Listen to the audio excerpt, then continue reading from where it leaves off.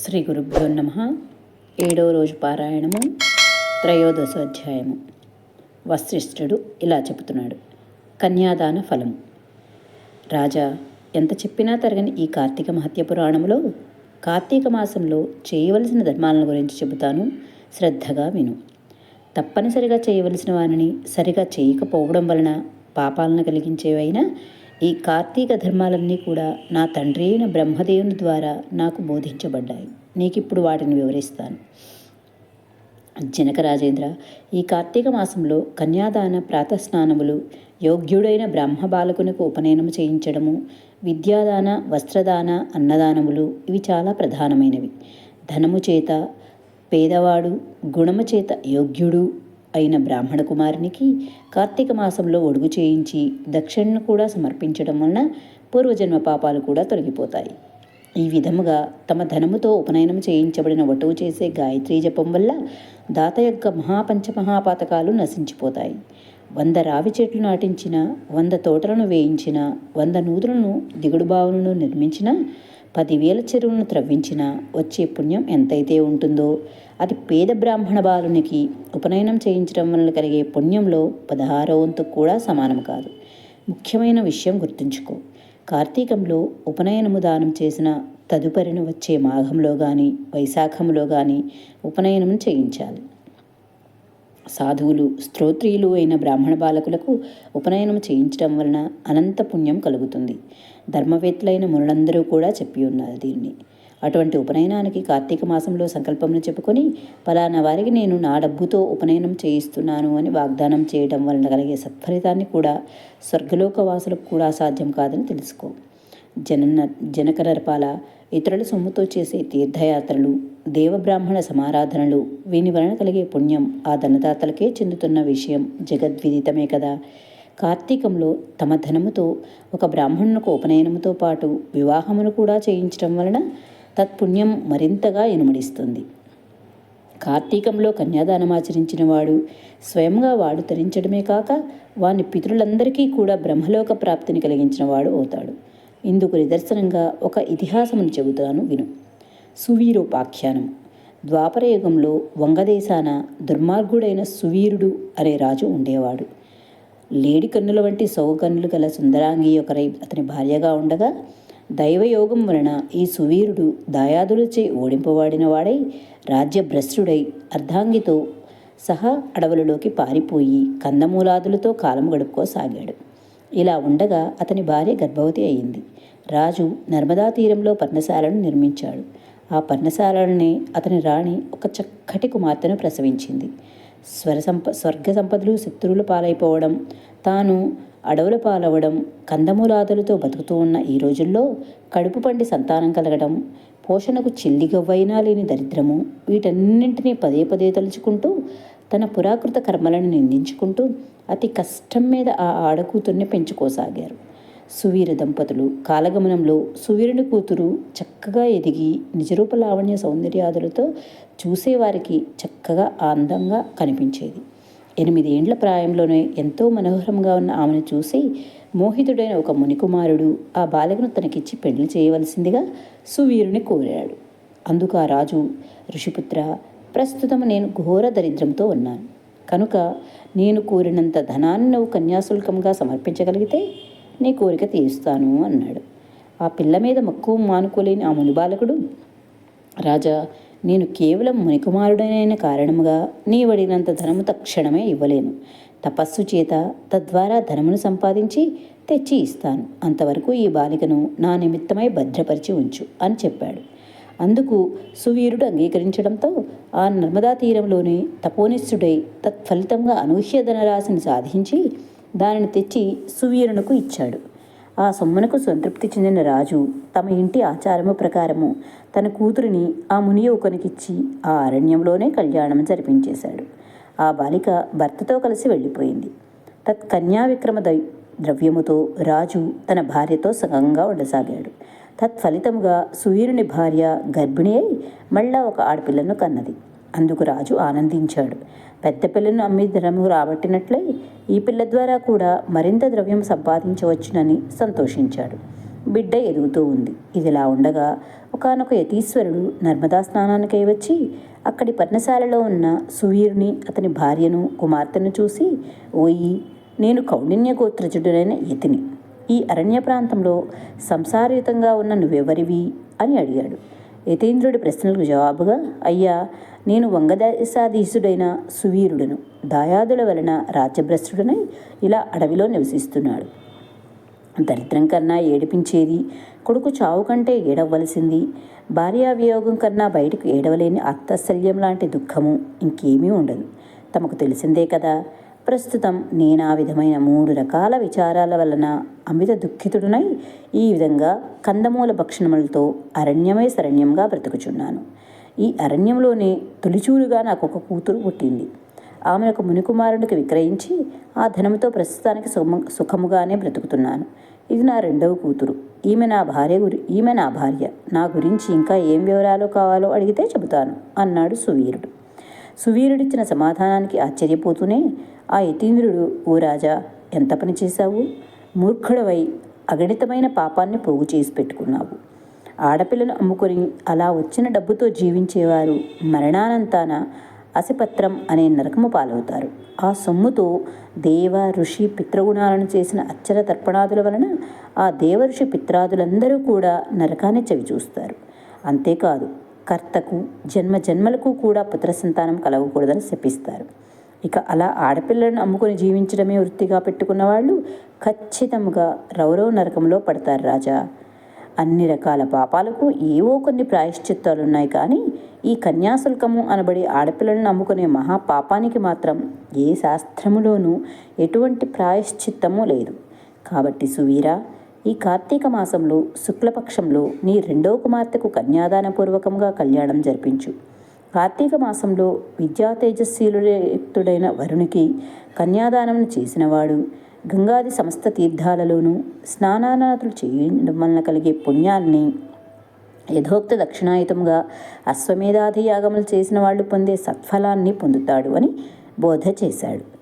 కానీ నీచబుద్ధితో కూడుకున్న ఆ సువీరుడు ఆ సజ్జన సద్బోధన కొట్టిపారేస్తూ, బాగా చెప్పావయ్యా బాపడా, పుట్టినందుకు గాను పుత్రధరా గృహ క్షేత్రవాసవాసనము రత్నాద్యాలంకారాదులతో ఈ శరీరాన్ని పుష్టిపరిచి సుఖించాలే గాని ధర్మము అంటూ కూర్చుంటే ఎలాగా? అసలు ధర్మం అంటే ఏమిటి? దానం అంటే ఏమిటి? ఫలం అంటే ఏమిటి? పుణ్యలోకాలంటే ఏమిటి? అయ్యా ఋషిగారు, ఏదో రకంగా డబ్బును సంపాదించి భోగాలు అనుభవించడమే ప్రధానం. పెద్ద పిల్ల విషయంలో కంటే అధికముగా ధనమిచ్చేవానికి నా చిన్నపిల్లని కూడా ఇచ్చి పెళ్లి చేస్తాను. నేను కోరుకునే సుఖభోగాలన్నీ అనుభవిస్తాను. అయినా నా విషయాలన్నీ నీకెందుకు? నీ దారి నువ్వు వెళ్ళు అని కసిరికొట్టాడు. అంతటితో ఆ తాపసి తన దారిని తాను వెళ్ళిపోయాడు. శత్రుకీర్త్యోపాఖ్యానము. ఈ సువీరుని పూర్వీకులలో శత్రుకీర్తి అనే రాజు ఒకడున్నాడు.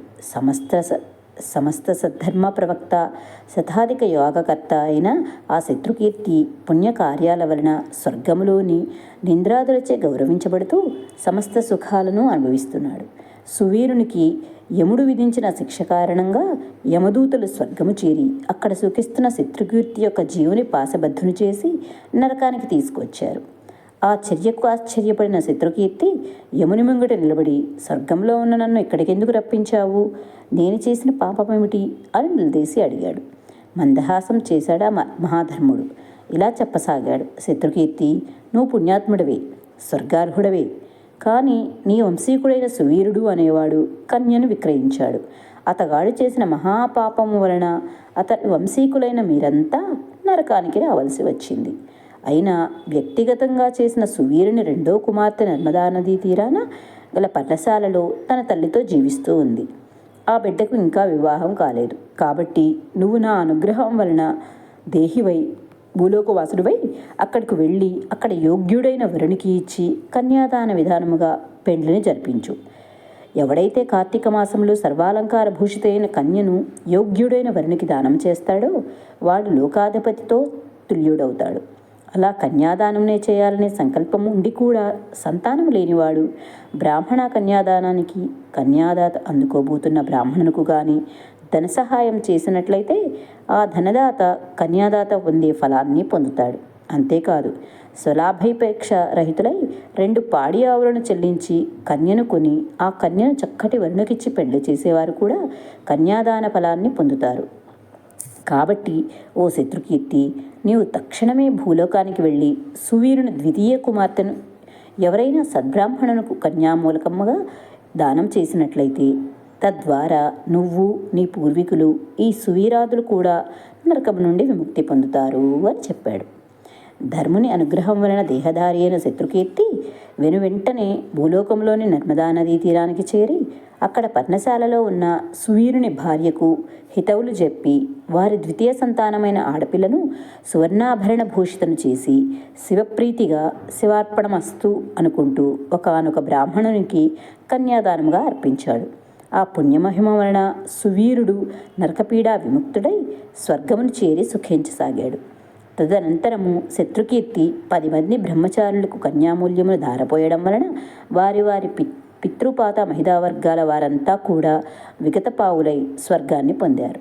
అనంతరము శత్రుకీర్తి కూడా యథాపూర్వకంగా స్వర్గము చేరి తన వారిని కలిసి సుఖించసాగాడు. కాబట్టి ఓ జనక మహారాజా, కార్తీక మాసంలో కన్యాదానములు చేసేవాడు, సర్వమూల్యాన్ని చెల్లించలేని వారు వివాహార్థం మాట సహాయమును చేసినప్పటికీ కూడా అమితమైన పుణ్యాన్ని పొందుతారు. రాజా, ఎవరైతే కార్తీక మాసంలో యథావిధిగా కార్తీక వ్రతాన్ని ఆచరిస్తారో వాళ్ళు స్వర్గాన్ని ఆచరించని వాళ్ళు నరకాన్ని పొందుతారు అనడంలో ఏమాత్రం సందేహం లేదని గుర్తించుకో.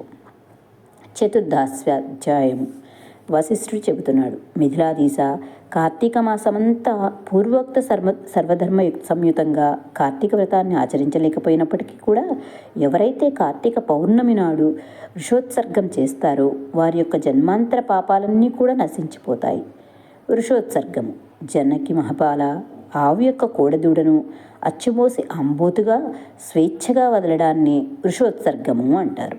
ఈ మానవలోకంలో ఏ ఇతర కర్మాచరణాల వలన కూడా అసాధ్యమైన పుణ్యాన్ని ప్రసాదించే ఈ కార్తీక వ్రతంలో భాగముగానే కార్తీక పౌర్ణమి నాడు పితృదేవత ప్రీత్యర్థం ఒక ఆవు దూడను అచ్చుబోసి ఆంబోతుగా స్వేచ్ఛగా వదలాలి. అలా చేయడం వలన గయాక్షేత్రంలో పితరులకు 1,000,000 సార్లు శ్రాద్ధాన్ని నిర్వహించిన పుణ్యం కలుగుతుంది. పుణ్యలోకాలలో ఉన్న పితరులు సైతము తమ కులంలో పుట్టిన వాడెవడైనా కార్తీక పౌర్ణమి నాడు నల్లని గిత్తను వదిలినట్లయితే మనకు అమితానందం కలుగుతుంది కదా అని చింతిస్తూ ఉంటారు. రాజా, ధనికుడైనా సరే జీవితంలో ఒక్కసారైనా కార్తీక పౌర్ణమి నాడు వృషోత్సర్గమును చేయనివాడు అంధతామిశ్రము అనే నరకాన్ని పొందుతాడు. గయాశ్రాద్ధం వలన ప్రతి వర్షాబ్దికాలం వల్ల కానీ తీర్థస్థానాలలో తర్పణం వల్ల కానీ ఈ వృషోత్సర్గంతో సమానమైన ఆనందాన్ని పొందరని, గయాశ్రద్ధ వృషోత్సర్గాలు 2 సమానమేనని పెద్దలు చెప్పినా ఈ వృషోత్సర్గమే ఉత్తమమైనదని తెలుసుకో. కాబట్టి ఈ కార్తీక మాసం నాడు ఒక నల్లని గిత్తను తీసుకొని వచ్చి దాన్ని స్వేచ్ఛగా వదిలిపెట్టు అని చెప్పాడు. ఇంకా వివిధ దానములు. ఇక కార్తీక మాసంలో పండ్లను దానం చేసేవాడు దేవర్షి పితృణాలు 3 కూడా విముక్తుడైపోతాడు. దక్షిణాయుతంగా ధాత్రీ ఫలాన్ని దానమిచ్చేవాడు, ధాత్రీ ఫలము అంటే ఉసిక ఫలము, సార్వభౌముడవుతాడు. కార్తీక పౌర్ణమి నాడు లింగదానము సమస్త పాపహారకము, అత్యంత పుణ్యదాయకమే కాక ఈ దానం వలన ఈ జన్మలో అనేక భోగాలను అనుభవించి కాబట్టి దానం చాలా పవిత్రమైనదైన ఈ కార్తీక మాసంలో కొన్ని చోట్ల అన్నము తినకూడదు. శ్రాద్ధములకు భోజనానికి వెళ్ళడము, నువ్వుల దానం పట్టడము మానివేయాలి. అలాగే శూద్రాన్నము, దేవతార్చనకాన్నము, అపరిశుద్ధాన్నము వదిలిపెట్టాలి. విధవాన్నము అనేవి తినకూడదు. కార్తీక పౌర్ణమి అమావాస్యలలోనూ ఆదివారం నాడు ఇటువంటి భోజనాలు చేయకూడదు. రాత్రి భోజనము చేయకూడదు. అలాగే ఈ కార్తీకంలో భుజించే వారి పాపాలు అగణితముగా పెరిగిపోతాయి. అందువలన కార్తీకంలో తైలాభ్యంగన స్నానము, పగటి నిద్ర, కంచు పాత్రలో భోజనము, పరాన్న భోజనము, గృహస్నానము, రాత్రి భోజనము, వేదశాస్త్ర నింద అనే 7 కూడా జరపకూడదు. సమర్థులై ఉండి కూడా కార్తీకంలో నదీ స్నానం చేయకుండా ఉంటారే వారికి మహాపాతకాలు చుట్టుకుంటాయి. వేడి నీటి స్నానం చేసినట్లయితే అది కళ్ళుతో చేసిన స్నానానికి సమానమవుతుంది. అలా అని చెప్పి రోగగ్రస్తులు వేడి నీటి స్నానం చేయవచ్చును. సూర్యుడు తులారాశిలో ఉండగా నదీ స్నానమే అత్యంత ప్రధానం. చెరువులు నదులు లేనప్పుడు మాత్రమే మీరు నూతి వద్ద కానీ లేదా ఇంకే వేరే విధంగామైన స్నానం చేయవచ్చును. ఎక్కడ చేసినా ప్రాతకాలంలోనే స్నానం చేయాలి. అలా చేయని వాళ్ళు నరకాన్ని పొంది అనంతరం చండాలపు జన్మ ఎత్తుతారు. అలాగే గంగానదీ స్మరణమును చేసి స్నానం చేసి సూర్యమండల గతుడైన శ్రీహరిని ధ్యానించి ఆ విష్ణుగాథా పురాణములను ఆలకించి ఇంటికి వెళ్ళాలి. పగవలు చేయవలసిన పనులన్నీ కూడా ముగించుకొని సాయంకాలం మరలా స్నానం చేసి ఆచరించి పూజాస్థానంలో పీటను వేసి దాని మీద ఈశ్వరుని ప్రతిష్ఠించి పంచామృత పాలోదక కుశోదకాలతో మహాస్నానమును చేయించి షోడశోపచారాలతో పూజించాలి. ఈ పూజ తప్పకుండా చేయాలి. చివరిగా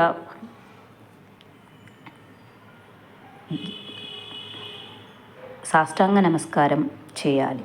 జనక మహారాజా, ఈ షోడశోపచారాలతో నెల పొడుగునా కానీ ప్రతిరోజు సాయంత్రం మాత్రమే ఈ పూజ చేయవలసి ఉంటుంది. పూజ యొక్క చివరిలో పార్వతీకాంత దేవేశ పద్మజార్చంగ్రీ పంకజ అర్ఘ్యం గృహాన దైత్యారే తిత్తం చేతముపాపతే అనే మంత్రముతో అర్ఘ్యమును ఇవ్వాలి. అనంతరము యథాశక్తి దీపమును సమర్పించి శక్తివంచన లేకుండా బ్రాహ్మణులకు దానమును ఇవ్వాలి. ఈ ప్రకారంగా కార్తీకము నెల రోజులు కూడా బ్రాహ్మణ సమేతంగా నక్తవ్రతాన్ని ఆచరించేవాడు 100 వాజిపేయాలు వియ్యేసి సోమయశ్వమేధాలు చేసిన ఫలాన్ని పొందుతాడు.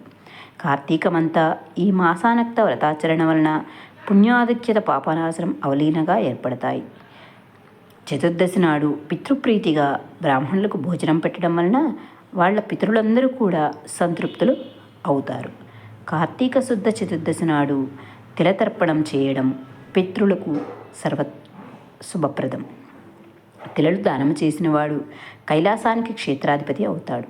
ఈ కార్తీక వ్రతాన్ని ఆచరించిన వాళ్ళు తప్పకుండా తమ పాపాలను పోగొట్టుకున్న వాళ్ళై మోక్షముగా అవుతారు.